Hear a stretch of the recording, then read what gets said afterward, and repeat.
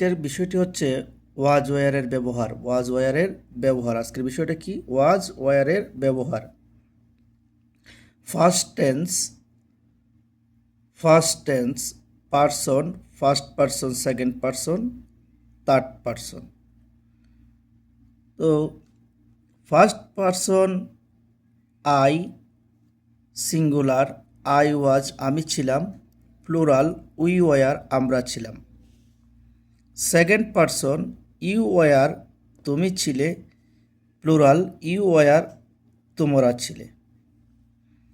Third person he ওয়াজ সে ছিল, they were তারা ছিল। এবার আমরা আপনাদেরকে শেখাবো সিঙ্গুলার। একটি সেন্টেন্সকে কীভাবে চারটি রূপে রূপান্তর করা যায়। যেমন আই ওয়াজ এ স্টুডেন্ট আমি একজন ছাত্র, আই ওয়াজ এ স্টুডেন্ট আমি একজন ছাত্র। এটা হচ্ছে কি? Affirmative. I was not a student এটা হচ্ছে কি? আমি একজন ছাত্র না, এটা হচ্ছে negative. I was a student, was I a student আমি কি একজন ছাত্র, এটা হচ্ছে interrogative. Was I not a student এটা হচ্ছে নেগেটিভ ইন্টারোগেটিভ, নেগেটিভ ইন্টারোগেটিভ। তাইলে একটি সেন্টেন্স আমরা চারভাবে রূপান্তর করেছি এই সিঙ্গুলার এই বাক্যগুলোকে। এবার আমরা কি করব? প্লুরাল। কি করব? প্লুরাল। দেখেন উই ওয়ার স্টুডেন্টস আমরা ছাত্র, we were not a student আমরা, we were not a students আমরা ছাত্র নই, উই ওয়ার এ স্টুডেন্টস আমরা কি ছাত্র, we were not a student আমরা কি ছাত্র নই। দেখেন উই ওয়ার স্টুডেন্টস এটা হচ্ছে, এটা কি? এটা হচ্ছে প্লুরালের অ্যাফার্মেটিভ সেন্টেন্স।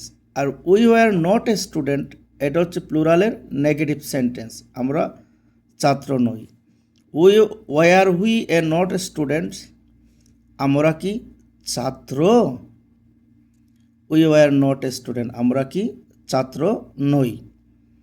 তো গাইস দেখেন এখানে একটি সেন্টেন্সকে আমরা চারভাবে রূপান্তর করেছি। একটি সেন্টেন্সকে আমরা কয়ভাবে রূপান্তর করেছি? চারভাবে। তবে একটি বিষয় লক্ষ্য রাখতে হবে, যদি কোনো সেন্টেন্সে অক্সিলারি ভার্ব থাকে, যদি কোনো সেন্টেন্সে অক্সিলারি ভার্ব থাকে, এই অক্সিলারি ভার্বটাকে সেন্টেন্সের শুরুতে নিয়ে আসলেই কি হয়ে যায়? ইন্টারগেটিভ হয়ে যায়। যেমন 19টি অক্সিলারি ভার্ব আছে, am, is, are, was, were, shall, will, may, might, should, dare ইত্যাদি। এই 19টি ওয়ার্ড যদি কোনো সেন্টেন্সের ভিতরে থাকে আর ওই ওয়ার্ডটি যদি সেন্টেন্সের শুরুতে আইনে বসায় দেওয়া হয়, তাইলে সেন্টেন্সটি ইন্টারগেটিভ হয়ে যায়।